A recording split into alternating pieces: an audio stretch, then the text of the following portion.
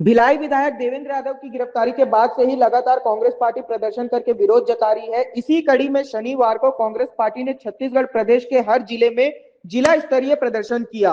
राजधानी रायपुर में भी पीसीसी अध्यक्ष दीपक बैज की अध्यक्षता में रायपुर जिले के सभी बड़े कांग्रेसी नेताओं ने प्रदर्शन किया। कांग्रेस पार्टी का कहना है कि भाजपा सरकार विपक्षी नेताओं को डराकर उनकी आवाज को दबाने की कोशिश कर रही है, साथ ही उनकी छवि को भी खराब करने की कोशिश कर रही है।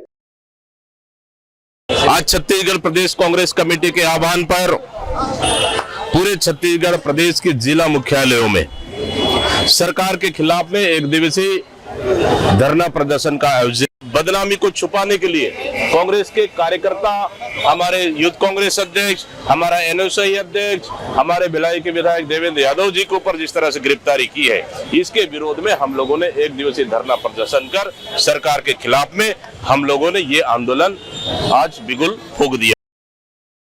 भाजपा अपने नेताओं को बचाने के लिए, उन्हें फायदा पहुंचाने के लिए इस तरीके की कार्रवाई कर रही है। कांग्रेस के जिला स्तरीय प्रदर्शन के दौरान हमारे संवाददाता भी वहां मौजूद रहे, जहां उन्होंने पीसीसी अध्यक्ष दीपक बैज से खास बातचीत की। देखिए हमारे संवाददाता राघवेंद्र पांडे की खास रिपोर्ट। नमस्कार, स्वागत है आपका न्यूज प्लस 21 में। आज कांग्रेस पार्टी की तरफ से हर जिले में प्रदर्शन का आयोजन किया गया है। राजधानी रायपुर में भी प्रदर्शन किया जा रहा है। आप देख सकते हैं यहाँ पर पीसीसी अध्यक्ष दीपक बैज की अध्यक्षता में राजधानी रायपुर के सभी बड़े नेता प्रदर्शन कर रहे हैं। आइए इस पर बात करते हैं अध्यक्ष से। सर, आज आप लोग प्रदर्शन कर रहे हैं, देवेंद्र यादव जी को गिरफ्तार किया गया है, क्या कहना चाहेंगे सर इस विषय में?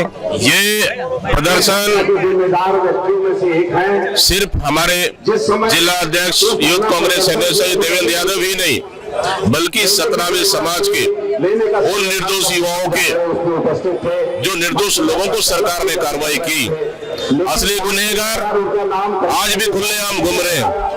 भारतीय जनता पार्टी के नेता, उनके जिला अध्यक्ष, उनके जिला पंचायत सदस्य, उनके नेताओं पर एक नोटिस भी नहीं, और जो उस कार्यक्रम में दूर से देख रहे थे उनके ऊपर कार्रवाई, जो उस कार्यक्रम में गए भी नहीं उनके ऊपर कार्रवाई। इसका कांग्रेस पार्टी विरोध करती है। अपनी नाकामी छिपाने के लिए और अपनी विफलता को छुपाने के लिए दूसरे ऊपर कार्रवाई करते हैं। हम भी चाहते हैं इसमें न्याय होना चाहिए, लेकिन निर्दोषों पर कार्रवाई कांग्रेस पार्टी बर्दाश्त नहीं करेगी। ये असली गुनहगार कौन है सर? घटना के पीछे क्या लगता है कांग्रेस पार्टी को? असली गुनहगार सरकार के चेहरा के रूप में पर्दे के पीछे बैठे लोग हैं, सरकार में शामिल लोग हैं। सरकार अपने इशारे पर घटना कराई है ताकि 17वें समाज को डरा सके, दबा सके, लेकिन सरकार की मंसूबा पूरा नहीं होगा। हम भी जानना चाहते हैं, पूरा प्रदेश जानना चाहता है कि असली गुनहगार पे कार्रवाई होना चाहिए, न कि निर्दोष लोगों पर। सर, मेरा आखिरी सवाल है सर, ये देवेंद्र यादव जी के ऊपर इतनी सारी धाराएं, कम से कम 20 से 25 धाराएं, ये कैसे सर? और ये इसके पीछे क्या कोई साजिश नजर आ रही है आप लोगों को? देवेंद्र यादव के ऊपर 20 धाराएं सरकार ने लगाई है। मैं तो मांग करता हूँ एक एक धारा ऊपर डिफेंड करिए आप। एक एक धारा को छत्तीसगढ़ की जनता को बताना चाहिए कि ये धारा इस तरह कार्रवाई की है कि देवेंद्र यादव ने ये घटना किया है।